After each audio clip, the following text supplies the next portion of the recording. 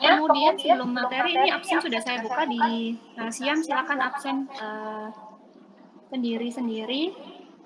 Waktunya sampai jam 3:30. Oke, saya buka dulu materi.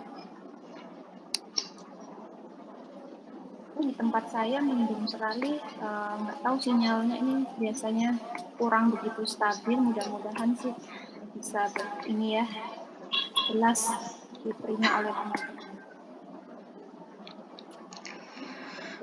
Udah kebuka materi dari saya? Sudah, Bu. Sudah, Bu.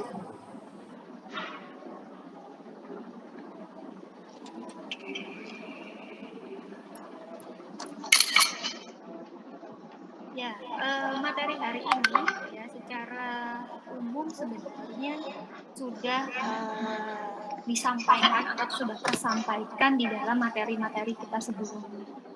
Jadi sekarang kita akan mengulas sedikit gitu ya, bagaimana sih kita akan menggunakan wawancara dan observasi ini secara bersamaan, terutama khususnya dalam setting penelitian. Kenapa kita fokuskan di dalam setting penelitian? Karena harapannya gitu ya, di sini teman-teman, karena nanti yang paling dekat gitu ya, yang mungkin nanti akan banyak digunakan oleh teman-teman, penggunaan wawancara dan observasi ini secara bersamaan itu adalah dalam penelitian. Sebenarnya di PKM juga bisa gitu ya. Tapi PKM nanti tidak akan sekompleks sebenarnya di dalam pembuatannya seperti di dalam nanti teman-teman membuat skripsi atau penelitian. Nah, karena itu kita fokusnya di sini. Karena kalau nanti untuk intervensi misalnya gitu ya, atau mungkin untuk tujuan-tujuan yang lainnya,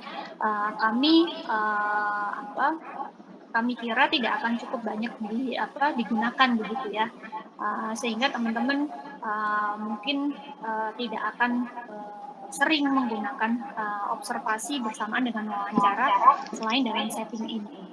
Karena itu kita coba untuk kasih gimana kalau nanti di dalam penelitian skripsi teman-teman menggunakan kedua metode ini secara bersamaan.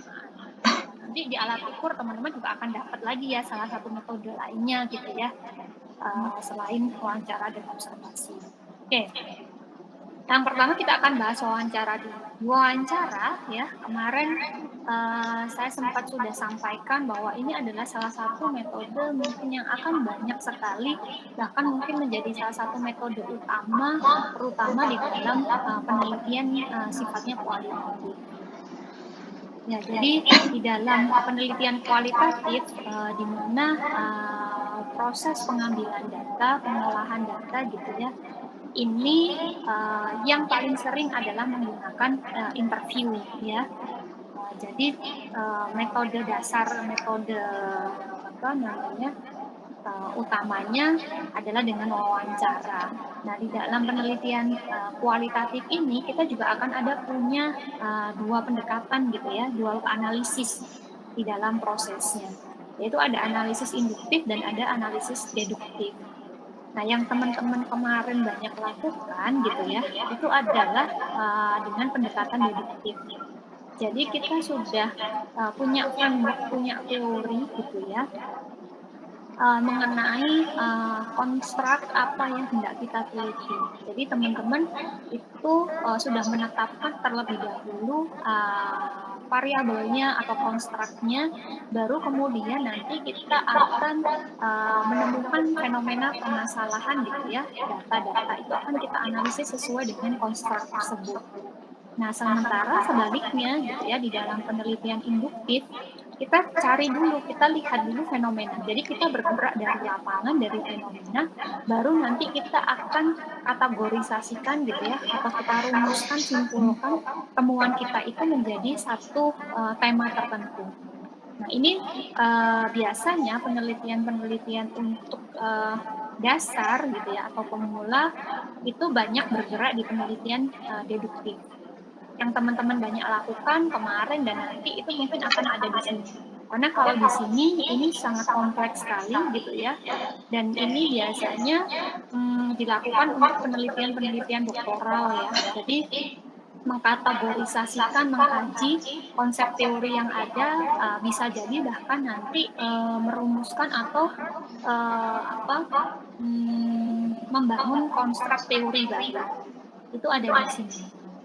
Nah, ini teman-teman, mungkin akan sulit sekali gitu ya, dan mungkin nggak mungkin ya kalau di dalam, penelitian, S1, apalagi yang paling banyak mungkin ada di sini.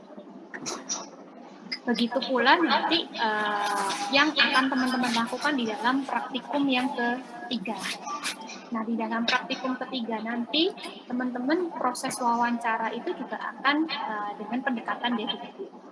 Nah, kemarin juga guideline gitu ya, teman-teman kan juga demikian ya, jadi menentukan dulu tema atau konstruknya gitu ya, variabelnya apa sih yang hendak diteliti, mungkin, bisa kalau kemarin kita kasih batasan dengan kajian, bidang kajian ya, sosial, bio gitu ya. Nanti kalau di praktikum itu kita ada di pendidikan perkembangan dan seterusnya gitu ya. Nah, nanti kalau di lapangan di dalam penelitian sebenarnya sangat luas sekali, teman-teman bisa, menggunakan atau, memilih dari beragam bidang kajian yang memang menjadi minat teman-teman. Nah, apakah ini nanti akan membentuk teori baru? Ya, kalau kita pakai pendekatan, tadi, induktif itu iya, tapi kalau di deduktif tidak. Jadi yang teman-teman lakukan ini, ya teorinya kan sudah ada gitu ya, jadi teman-teman tinggal mencari gitu ya, konsep-konsep teori gitu ya, yang, sesuai relevan dengan konstruk yang teman-teman ambil atau sudah, tentukan. Saya mau, meneliti tentang, misalnya psychological well-being gitu ya. Nah, maka kita kan akan cari siapa sih yang, merumuskan atau, mengembangkan tentang konsep teori ini gitu ya. Pakai, teorinya siapa, tahun berapa gitu ya. Kita pakai teori utama gitu ya, atau mungkin ada tambahan-tambahan teori penunjang ya. Nah, dalam, penelitian gitu ya, memang sangat memungkinkan sekali mungkin kita menggunakan beberapa acuan. Tapi biasanya akan ada acuan utamanya atau teori utama yang akan kita gunakan. Nah, mungkin akan lebih, mudahnya juga gitu ya, ada teori grand teorinya gitu ya, yang kita gunakan. Nah, di dalam wawancaranya penelitian ini nanti, gimana, yang akan kita gunakan? Bentuknya yang, seperti apa? Nah, sama seperti wawancara kemarin ya, yang sudah dilakukan. Ada terstruktur, semi terstruktur, dan tidak terstruktur. Ini mungkin saya tidak perlu mengulang kembali ya, bagaimana dan bedanya apa gitu ya. Yang membedakan utama tentunya pada guideline. Nah, tetapi gitu ya, di dalam proses, penelitian ini ya, penting sekali gitu ya, untuk teman-teman kembali pada tujuannya apa sih di dalam proses wawancara itu gitu ya. Itu yang menjadi, pegangan utama gitu ya, sehingga nanti juga di dalam proses penentuan, jenis wawancara yang digunakan, itu juga akan, dipengaruhi oleh tujuan tersebut. Dan teman-teman pun gitu ya, kalau di dalam proses penelitian ya, untuk sarjana gitu ya, itu yang paling banyak itu biasanya ada di semi terstruktur ini, terutama kalau untuk kualitatif ya. Nah, kenapa? Ya ini mungkin sudah kita bahas sebelumnya ya di dalam, kemarin materi wawancara ya. Ini memang yang paling fleksibel ya untuk menjembatani, kelebihan dan kekurangan dari kedua, jenis, metode pendekatan wawancara yang ada. Terstruktur ini memang kesannya akan sangat kaku sekali gitu ya, rigid sekali gitu ya.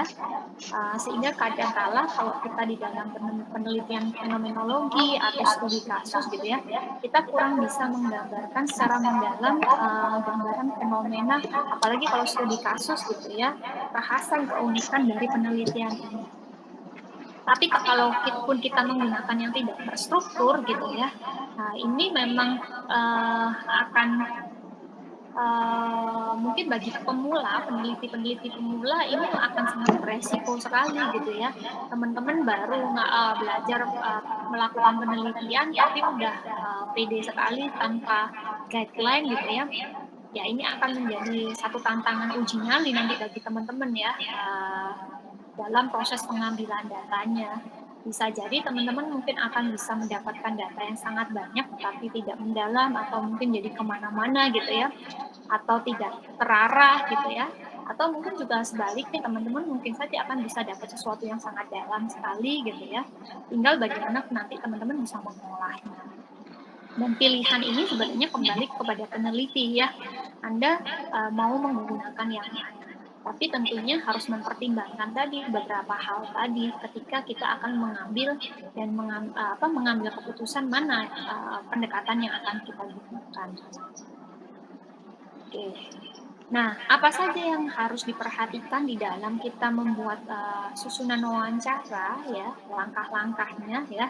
Ini juga mungkin kemarin sudah ya jadi kita buat batasan dulu permasalahannya, batasan ini juga akan merujuk pada tujuan gitu ya. Kita nggak tujuan itu kan membatasi dan menspesifikkan, memfokuskan gitu ya, apa yang menjadi tema penelitian kita. Oh, saya mau meneliti tentang pengasuhan pada misalnya gay gitu ya, atau saya mau meneliti tentang tadi psychological well-being pada lansia penderita chronic illness gitu ya. Jadi kan kita nanti akan membuat batasan penelitian kita skupnya itu pada area apa, pada tema apa. Jadi kalaupun chronic illness tadi, nggak semua chronic illness gitu ya, chronic illness kan macam-macam gitu ya, bentuknya. Nah, kita misalnya pada lansia aja gitu ya, atau misalnya chronic illness-nya kita langsung misalnya untuk yang diabetes atau misalnya jantung atau apa gitu ya. Jadi kita tentukan gitu. Itu kan semakin membatasi kita sehingga kita bisa mengeksplorasi topik penelitian itu secara mendalam. Kemudian kita adalah cari literaturnya atau konsep teorinya gitu ya, yang sesuai dengan tema tadi yang kita angkat. Kalau tadi kita angkat tentang pengasuhan gitu ya, ya berarti kita cari tentang pengasuhan atau tentang gitu ya, itu seperti apa. Jadi tentu ini tidak akan sama dengan konsep pengasuhan yang umum misalnya gitu ya. Mungkin ada hasil penelitian pendekatan yang berbeda gitu ya. Sama juga dengan psychological well-being tadi. Mungkin akan berbeda psychological well-being-nya pada lansia yang umum gitu ya. Artinya tidak mengidap penyakit kronis gitu ya. Dengan yang mengidap penyakit kronis gitu ya. Sehingga literatur review atau konsep-konsep itu nanti kita bisa tambahkan yang menunjukkan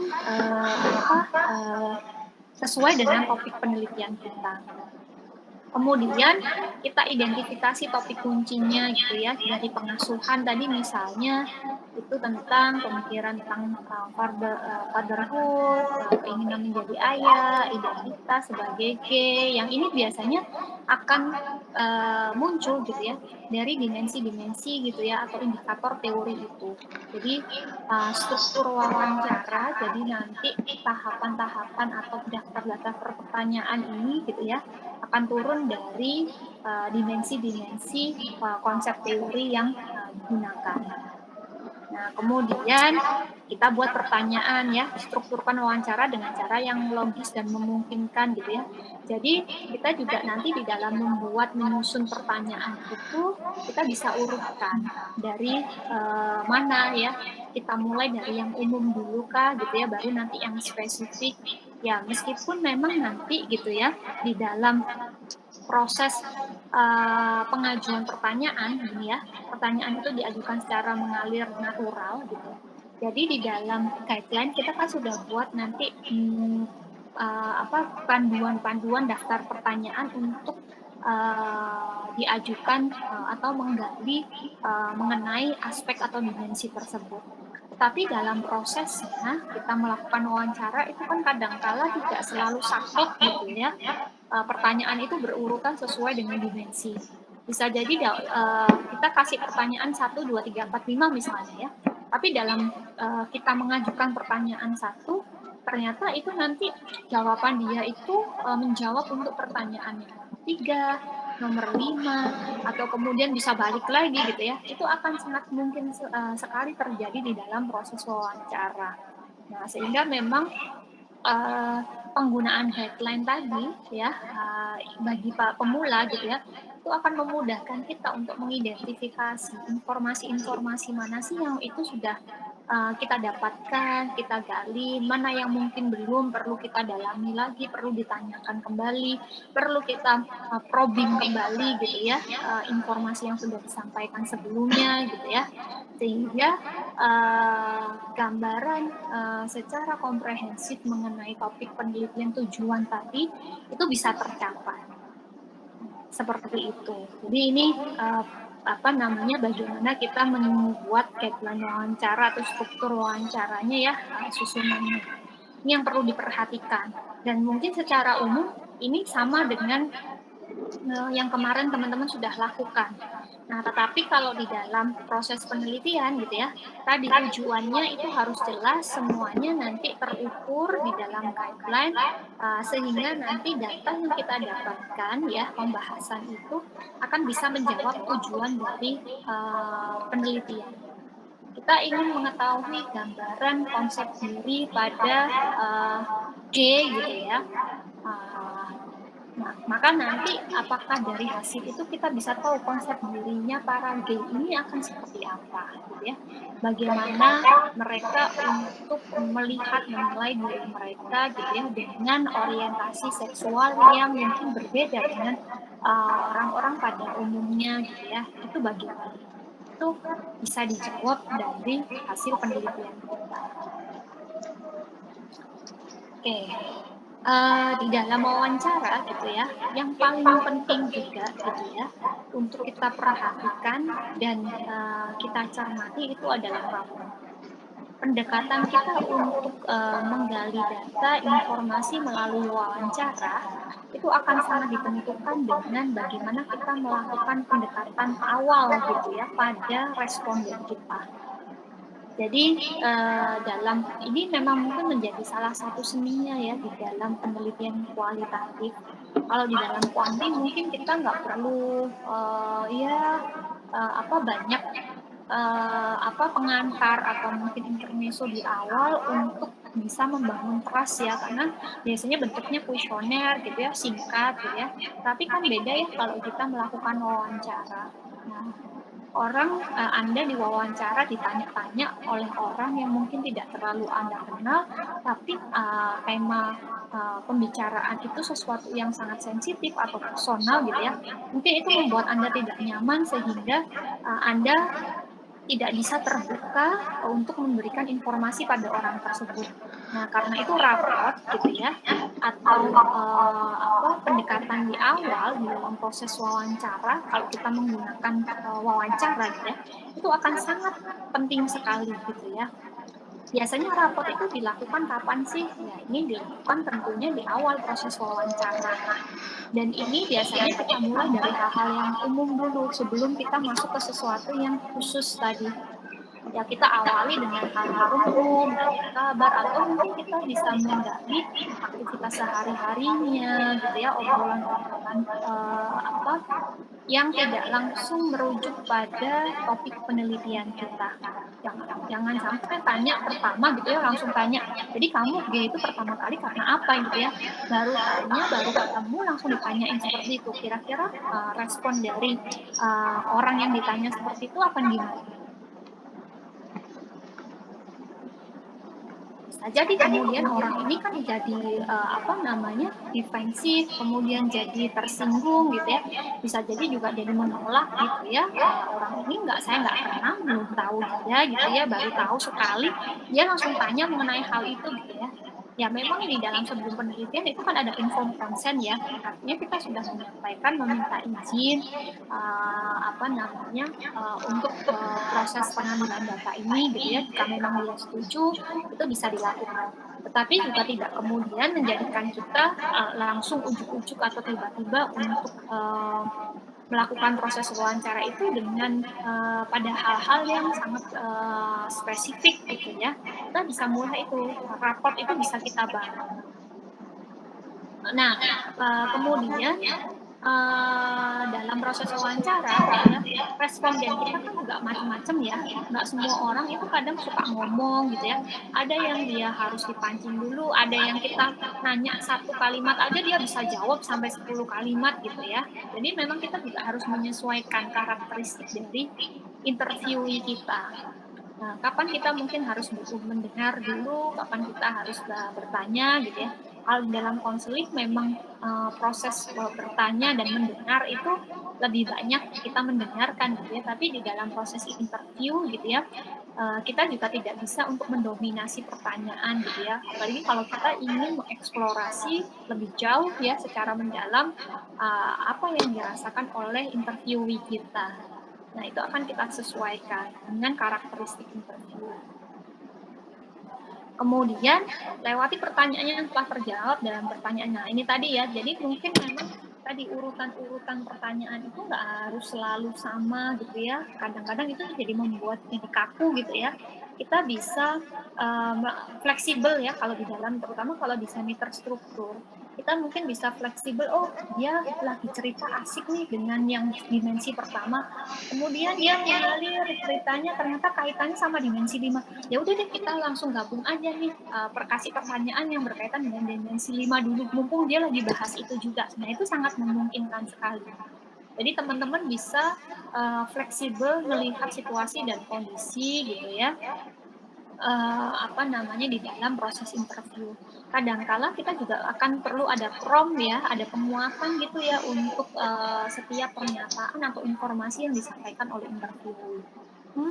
Gitu ya. Menarik sekali ya apa yang Anda sampaikan gitu ya. Anda sepertinya sangat bersemangat sekali kalau cerita, mengenai hewan peliharaan Anda gitu ya. Anda penyayang binatang ya gitu ya. Jadi prompt itu kadang-kala memang kita butuhkan juga.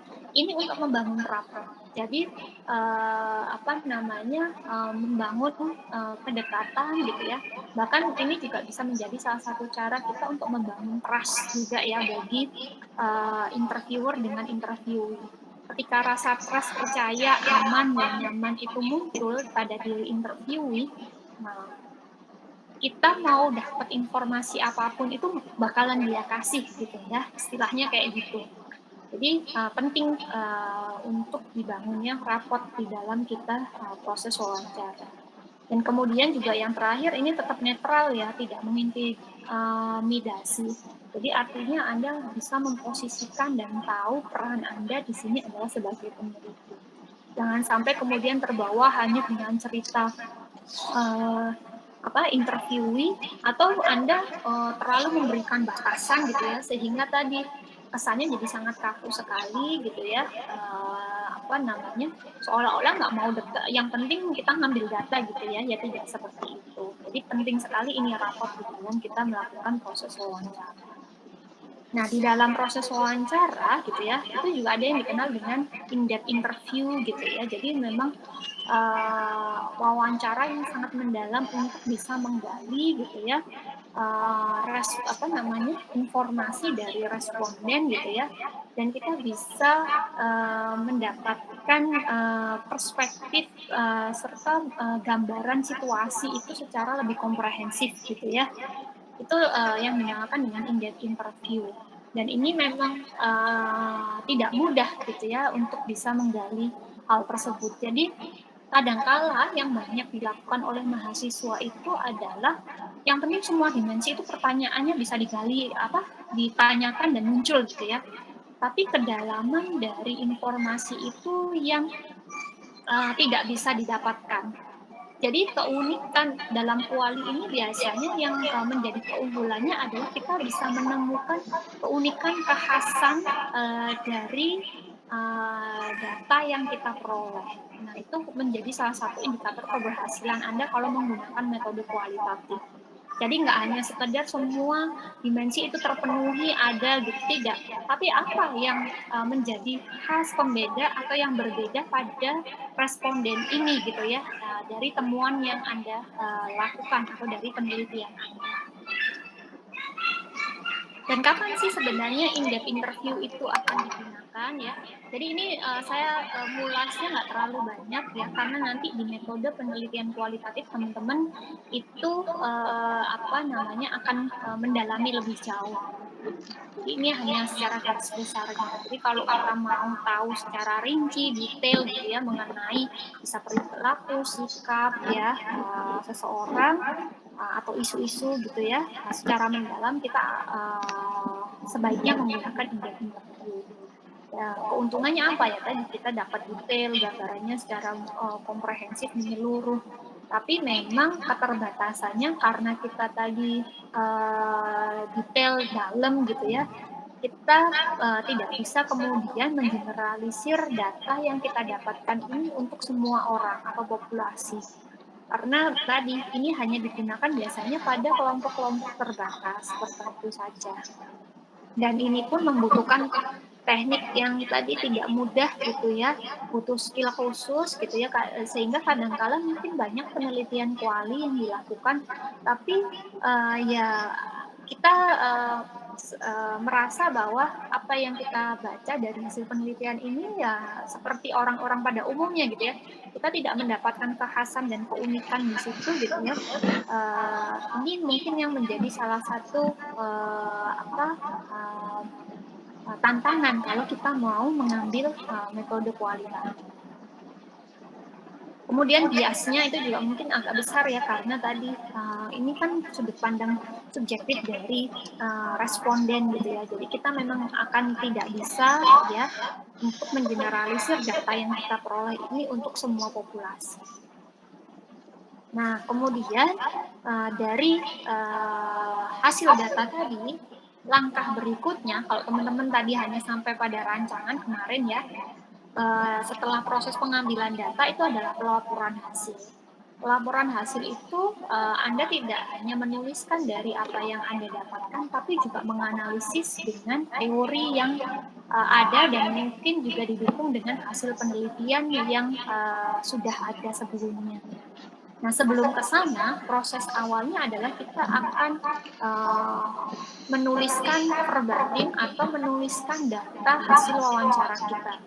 Jadi setiap, informasi yang kita dapatkan atau disampaikan oleh interviewee gitu ya, itu akan kita tuliskan. Jadi seperti teman-teman kalau membaca transkrip atau skrip, apa namanya, naskah gitu ya, itu kan ada misalnya, responden satu bicara apa, "Hai, siapa namamu?" Responden 2 jawab gitu ya, "Hai juga, namaku Ika," gitu ya.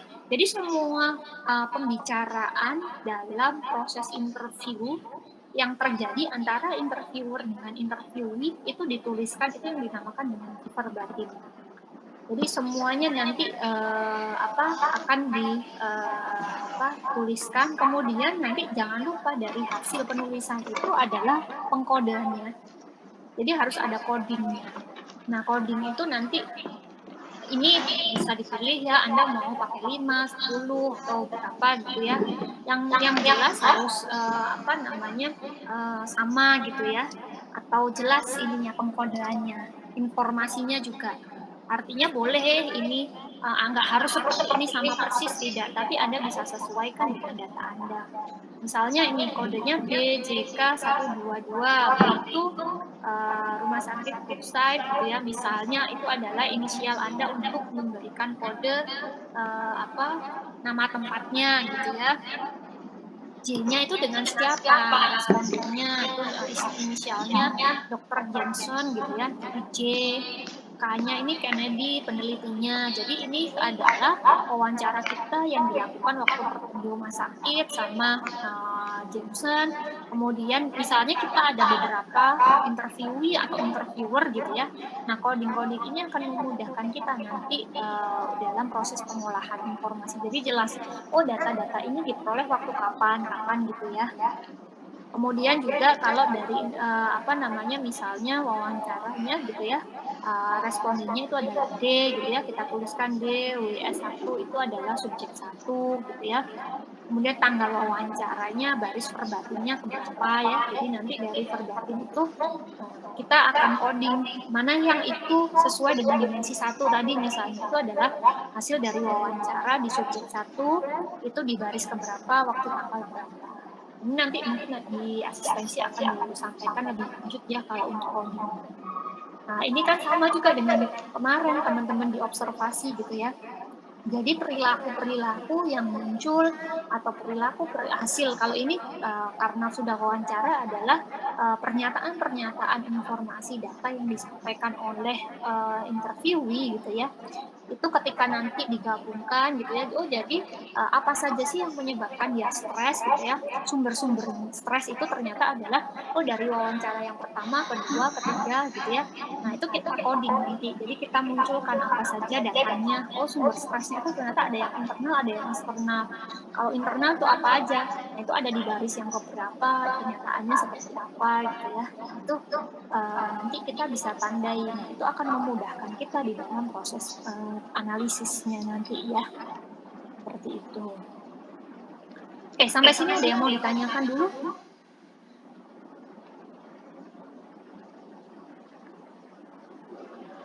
Permisi, Bu.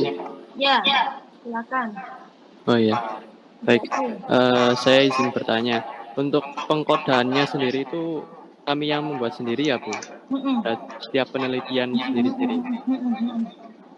Oh, Jadi, baik, baik. jadi peneliti boleh aja tadi misalnya punya inisial atau misalnya mau di coding seperti apa, itu kembali kepada peneliti. Tapi konsisten di dalam pengkodeannya ya. Jadi misalnya tadi mau ada peneliti mau pakai WS1, WS2 kalau untuk responden kedua gitu ya.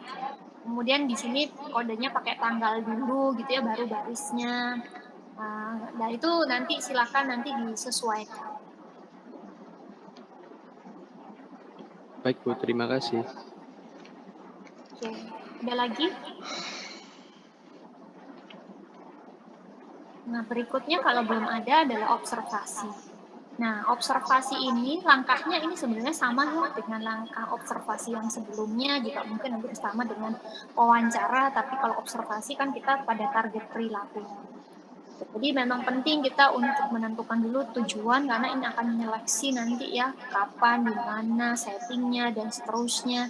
Kemudian target perilakunya ya, saya tidak akan ulang lagi, tapi ini prinsipnya adalah kedua metode ini adalah cara ya, teknik atau pendekatan yang kita gunakan untuk menggali informasi gitu ya, atau sesuai dengan tujuan yang hendak kita capai. Tapi gitu ya, seringkali tidak semua mungkin metode itu akan bisa menggali atau mencatat tujuan tersebut secara keseluruhan. Nah, kadang kala gitu ya, tidak semua hal kalau wawancara itu relatif semuanya akan bisa kita gali. Tapi kalau pada wawancara observasi, karena ini nanti yang dilihat adalah perilaku, target perilaku yang tampak atau observable, pada beberapa aspek atau dimensi dalam penelitian kita, kadangkala itu tidak semuanya bisa diamati. Nah, ketika itu tidak muncul, tidak kemudian jangan dipaksakan untuk kita amati gitu ya. Boleh saja misalnya dari 5 dimensi ada gitu ya, yang bisa kita amati itu hanya 3 atau mungkin 4-nya saja gitu ya, ya tidak apa-apa. Toh kita nanti masih bisa mendapatkan data dari wawancara. Prinsipnya adalah kedua metode ini akan saling melengkapi informasi atau data yang ingin kita gali. Jangan tapi kemudian memaksakan untuk semuanya ada. Nanti kesannya akan menjadi mengada-ngada. Jadi kebanyakan observasi itu akan menjadi bisa jadi gitu ya, jadi data tambahan atau pendukung di dalam proses pengambilan data. Bisa jadi memang jadi juga metode utama gitu ya. Tetapi sekali lagi kembalikan pada tujuannya. Bisa tidak nanti itu diamati semuanya gitu ya. Kalau wawancara relatif itu biasanya bisa kita dapatkan semua. Tapi juga yang sering ditemui adalah kadangkala teman-teman itu menggunakan 2 metode ini gitu ya, tapi sebenarnya gitu ya, yang digunakan utama itu adalah wawancara. Jadi observasi itu cuma ya kita ini Bu, observasinya yang kamu gunakan seperti apa, bagaimana gitu ya. Ya kita amati aja lingkungan sekitarnya, kita catat, oh dia lagi nulis, oh dia lagi ini. Lah ngapain gitu ya, tujuannya untuk apa? Nah, kita memang, juga harus jelas merumuskan dalam, pencatatan itu gitu ya, apa yang hendak kita ukur, bagaimana, berapa lama gitu ya, metode pencatatannya seperti apa. Nah itu juga, penting untuk kita, buat. Tidak hanya sekadar ya kita uraikan aja semuanya, deskripsi aja gitu ya, tapi data itu pun tidak digunakan. Nah ini yang sering kali saya temukan gitu ya di dalam, penelitian teman-teman, atau laporan teman-teman yang menggunakan 2 metode penggabungan ini, metode observasi dan wawancara. Jadi observasi ya cuma nyatet aja, oh di situ ada 5 orang, ketika, kegiatan dia lagi nonton TV, dia apa gitu ya, tapi tidak ada, meaningless gitu ya, tidak ada makna dari data yang diperoleh.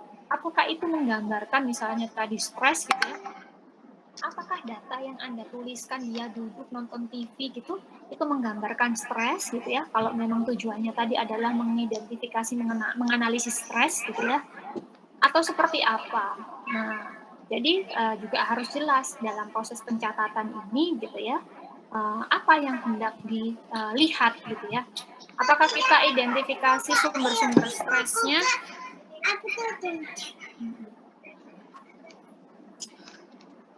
Nah, sumber-sumber stresnya ya, nah itu kita bisa lihat dalam setting apa gitu ya, kemudian perilaku yang menggambarkan target, behavior dari stres itu seperti apa. Nah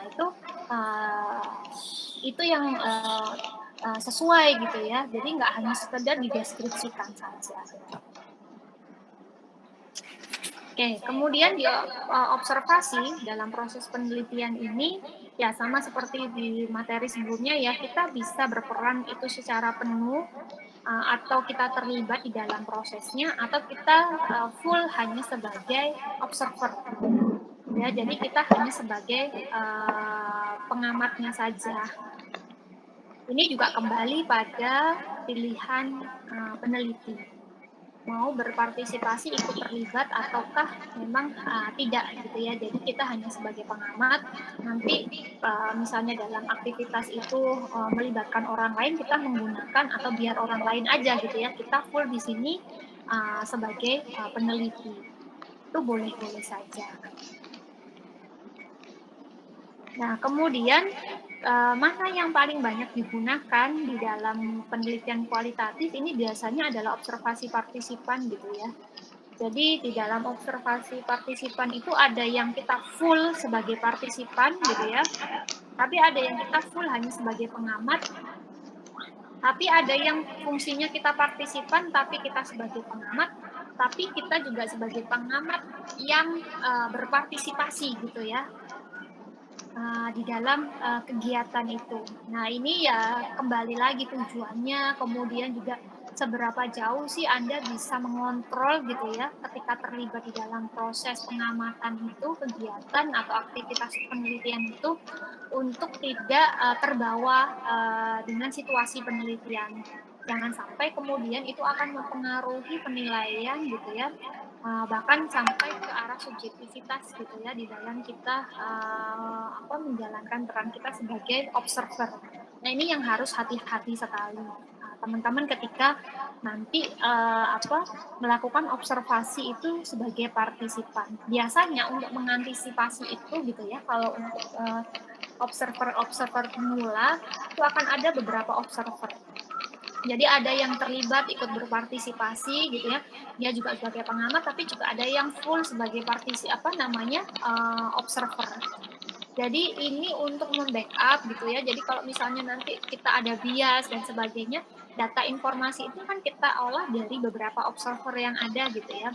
Nah nanti kita ada biasanya asesor meeting lah atau, diskusi ya dari beberapa observer terkait data yang didapatkan, sehingga kita nanti bisa merumuskan perilaku-perilaku mana sih yang memang kesepakatan ya, kesepakatan observer yang memang sesuai atau iya ya tadi saya kelewat ternyata nggak nyatet dan sebagainya itu bisa di-backup oleh observer yang lain. Begitu. Nah, langkah-langkahnya sama ya dengan yang kemarin. Jadi memang ya kita tentukan tema dan sebagainya. Nah, yang berbeda nanti adalah di sini pengolahan datanya ya. Jadi kalau kemarin teman kita itu observasi ya udah dari observasi aja gitu ya. Wawancara kan belum ya. Tapi dari wawancara ya udah wawancara aja. Nah, tapi nanti kita akan gabungkan. Harusnya gitu ya di dalam metode ini kan cuma cara aja. Tapi datanya itu harusnya akan bisa saling mendukung gitu ya atau saling melengkapi antara observasi dan wawancara. Mungkin ada beberapa hal yang tidak tergali atau tidak muncul di dalam wawancara, oh ternyata bisa ada di observasi ataupun sebaliknya, atau bisa jadi muncul dua-duanya itu yang akan saling mendukung atau menguatkan. Jadi nanti dicocokkan nih, di-match-kan antara data wawancara dan observasi atau disandingkan. Nah, itu nanti itu akan yang menjadi data yang kita akan olah atau analisis. Dan proses analisis ini gitu ya. Jadi kadangkala banyak teman-teman itu yang apa namanya memaparkan hasil gitu ya tanpa disertai analisis. Analisis itu apa? Analisis itu harus ada bagaimana sih hasil yang data yang Anda peroleh itu gitu ya jika dikaitkan dengan konsep konstruk teori yang sudah digunakan. Itu bagaimana? Seperti apa gitu ya. Dan itu juga bisa dikaitkan dengan hasil-hasil penelitian atau temuan-temuan apa mengenai konstruk tersebut. Itu seperti apa? Apakah ternyata juga penelitian-penelitian terdahulu itu juga mendapatkan hasil yang sama atau mungkin sebaliknya. Ternyata penelitian terdahulu itu hasilnya gini. Ternyata di saya itu kok nggak menemukan yang gini. Saya juga justru menemukan yang berbeda. Nah, itu kira-kira kenapa? Nah, itu yang dinamakan dengan analisis. Ya, pembahasan. Jadi bukan hanya sekedar pemaparan hasil, ya, beda. Nah, itu adalah bagaimana kita membuat laporan. Nah, ini nanti yang akan teman-teman lakukan di dalam apa namanya wawancara observasi atau UW ini. Nah, ini contohnya cross check data tadi ya. Nah, dari wawancara seperti ini, dari observasi datanya seperti ini, gitu ya. Ini saling mendukung nggak? Oh, ternyata memang misalnya kita ini menunjukkan otonomi atau kemandirian gitu ya. Kalau dari wawancaranya gitu ya, ini informasinya gitu ya, nah, didapat seperti ini. Oh iya sih, dia diserahin semuanya ke subjek HM gitu ya, terserah orang tua gitu ya. Nah, ketika observasi gitu ya, untuk menunjukkan otonomi gitu ya, kita lihat ternyata dalam kegiatan itu gitu ya, dia apa namanya ibu HM datang gitu ya, wawancara ditunda gitu ya, karena dia menyiapkan apa minta makan dulu ibu HM, terus dia mengambilkan dan sebagainya. Nah, ini match nggak antara wawancara, data wawancara tadi ya, dia mandiri nggak sih sebenarnya, otonom nggak orangnya. Kemudian dari perilakunya yang tampak dalam proses observasi itu juga saling mendukung atau tidak. Nah, itu gunanya cross check data. Jadi data wawancara dan observasi itu bisa saling mendukung atau mungkin ada perbedaan. Nah, kalaupun ada beda nanti kenapa? Misalnya situasi, konteks gitu ya. Oh, kalau di sekolah itu dia menunjukkan kemandirian, kalau di rumah tuh ternyata enggak, karena semuanya ternyata mamanya itu udah nyiapin dulu gitu ya. Kalau di sekolah karena gurunya cuma satu, anaknya banyak, ternyata dia bisa sebenarnya untuk otonom gitu ya. Nah, data-data seperti itu nanti yang akan teman-teman mungkin temui ya, atau dapatkan di lapangan. Nah, di mana nanti teman-teman untuk menganalisis dan mengolah informasi atau data tersebut. Nah, ini contohnya ya, transkrip wawancara verbatim ya. Nah, ini jadi teman-teman nanti menuliskan seperti ini, interviewer, interviewee, ditulis satu persatu, ketik. Nanti mungkin akan bisa dikasih contoh ya sama Kak Yoga gitu ya. kualitatif mungkin contoh-contoh laporan yang, mungkin dari tahun lalu bisa diambilkan ya, Kak, ya udah ya, verbatim gitu ya, seperti apa. Ini salah salah satu aja mungkin yang saya ini. Nah, nanti dalam proses verbatim itu juga ada temanya. Nah, ini misalnya ini menggambarkan dimensi satu atau aspek satu gitu ya, atau apa gitu ya dari, tema atau topik yang Anda ambil. Kalau misalnya tadi pengasuhan gitu ya tentang identitas gay misalnya, nah itu, oh ternyata ini yang, dibahas di ulas pertama itu adalah tentang identitas gay. Jadi dia seperti apa sih, memaknai dirinya, prosesnya dia menjadi gay itu bagaimana gitu ya. Sampai kemudian kenapa dia menjadi gay gitu ya, pengaruhnya itu dari mana, faktornya. Nah, nanti itu akan, di-coding gitu ya sesuai dengan temanya, seperti itu. Itu adalah contohnya. Nah, ini ya contoh-contohnya lebih lanjut. Dan ini memang banyak ya teman-teman, mungkin, kebayangnya kalau kemarin observasi itu kan nggak terlalu banyak ya kita untuk, melakukan pencatatan, tapi banyak ya kalau waktu deskriptif ya. Nah, ini hampir sama dengan deskriptif itu. Jadi, semua pembicaraan itu akan dituliskan dalam verbatim ya, jadi mungkin nanti akan jadi berlembar-lembar gitu ya, dikodekan sesuai dengan tema-tema. Itu aja. Ya, ada yang mau ditanyakan dulu dari sini sampai sini? Sudah terbayangkah nanti bagaimana teman-teman akan mengambil data dan melakukan proses praktikum yang bagaimana? Ada yang mau ditanyakan? Ibu, saya izin bertanya. Oke, ya silakan. Tadi kan juga sudah sempat disampaikan tentang verbatim ya Bu. Itu kalau nggak salah juga ada baris. Nah baris itu berarti yang buat kita sendiri ya Bu. Itu kayak indikator 1, 5 itu berdasarkan apa ya Bu? Saya masih kayak bingung gitu ya. Bukan indikator itu, jadi kan Anda kelompokkan ya kalau misalnya nanti, jadi barisnya itu kan Anda ketik dulu ya, nanti kan akan muncul ada berapa baris gitu ya. Nah barisnya itu kita kelompokkan misalnya 5 5 atau 10 10 dalam satu kelompok gitu loh. Jadi nanti, kita kita kita bagi-bagi gitu, kelompoknya. Jadi bukan bukan, sesuai per indikator, tapi per barisnya. Bisa dipahami? Terus itu kesepakatan antar observer ya Bu? Kesepakatan antar observernya. Jadi mau dipakai berapa gitu ya. Ini sebenarnya coding ini kan pada prinsipnya gitu ya, kenapa kita melakukan coding, itu kan untuk memudahkan kita mengidentifikasi, pengelompokan, mengkategorisasi dari data atau informasi yang kita dapatkan. Oh misalnya gitu ya, ternyata sumber yang membuat dia stres itu adalah faktor eksternal, orang tuanya yang selalu menuntut aja gitu ya. Itu dari pernyataan yang mana? Ini nih, pernyataan yang, "Iya, setiap hari saya selalu ditanyain sama ayah atau sama ibu, kapan sih selesai lulus, kapan selesai ini, kapan itu," gitu ya. Itu ada di mana, wawancaranya di mana? Di mana ya? Itu tuh sebentar di awal-awal pokoknya. Nah, itu kan susah gitu ya, tapi dengan coding gitu ya, itu kan kategorisasi proses penyederhanaan untuk kita bisa memudahkan mengkategorisasikan informasi. Kita akan lebih tahu, oh ini ternyata ada di wawancara yang mana dengan W subjeknya. Kalau kita kasih kode-kode tadi, itu kan kita akan lebih mudah nanti untuk melihatnya. Kadang ada juga yang di coding itu pakai warna. Jadi kalau yang berkaitan dengan dimensi satu gitu ya, misalnya dari stres tadi itu ada 4 dimensi gitu ya, atau agresi ada 5 dimensi gitu ya. Dimensi satu itu ada yang verbal itu kita kasih warnanya itu yang merah gitu ya. Kemudian kalau ini kita kasih warnanya biru gitu ya.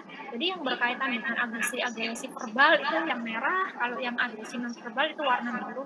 Nah, itu adalah bagian juga dari proses coding. Sehingga nanti yang merah-merah kita kumpulkan merah-merah, yang biru kita kumpulkan biru, yang hijau kita kumpulkan hijau. Sama seperti itu. Jadi kode-kode ini kita kumpulkan yang sesuai dengan tema-tema atau dimensi-dimensinya. Nah, itu ada di baris berapa, ini yang keberapa gitu ya. Nah, itu akan mudah nanti membacanya atau mudah untuk kita bahas analisisnya. Bisa dipahami Clarista? Bisa Ibu, terima kasih. Teman-teman ada yang mau ditanyakan lagi nggak? Ya, nanti mungkin waktu asistensi Kak Yoga juga akan bisa menjelaskan lebih detail lagi ya terkait dengan proses itu di asistensinya. Penulisan laporannya. Nanti mungkin bisa dikasih contoh juga ya Kak Yoga ya, laporan-laporan contoh tahun lalu gitu ya, seperti apa. Oke, ada lagi teman-teman yang mau ditanyakan?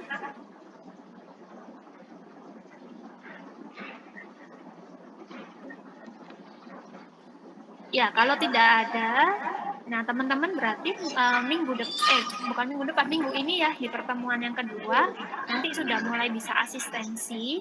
Untuk modulnya akan diberikan menyusul dan kalau kemarin temanya guideline pembuatan guideline wawancara itu berkaitan dengan PIO atau sosial. Kalau yang sekarang nanti adalah perkembangan pendidikan.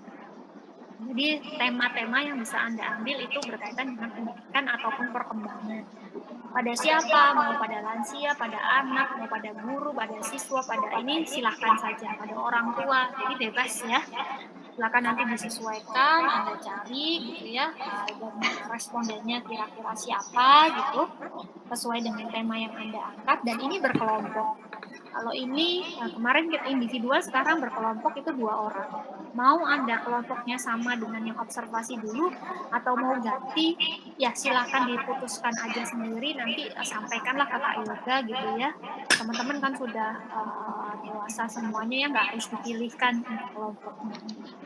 Seperti itu, dan ini prosentasenya besar ya tugas yang terakhir ini karena memang beban tugasnya juga berat ya, 2 metode bersamaan, observasi dan wawancara, prosentasenya 40%. Jadi tolong nanti dikerjakan sungguh-sungguh gitu ya. Kalau ada hal-hal yang kurang dipahami atau butuh ditanyakan lebih lanjut, silahkan itu ditanyakan, didiskusikan di dalam proses asistensi gitu ya, sehingga teman-teman nanti kalaupun menemui kendala, kesulitan ketika turun lapangan itu tidak terlalu berarti gitu ya, jangan sampai salah nanti di awal, nanti kan udah terlanjur banyak yang dikerjakan, kalau keliru atau ternyata harus berubahnya banyak gitu ya, itu kan akan sangat berat sekali.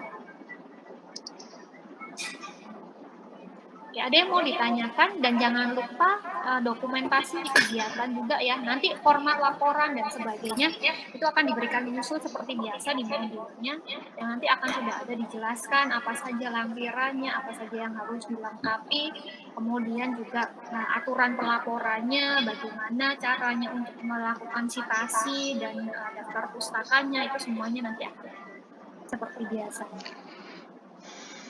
Oke, ada yang mau ditanyakan lagi kah teman-teman semuanya?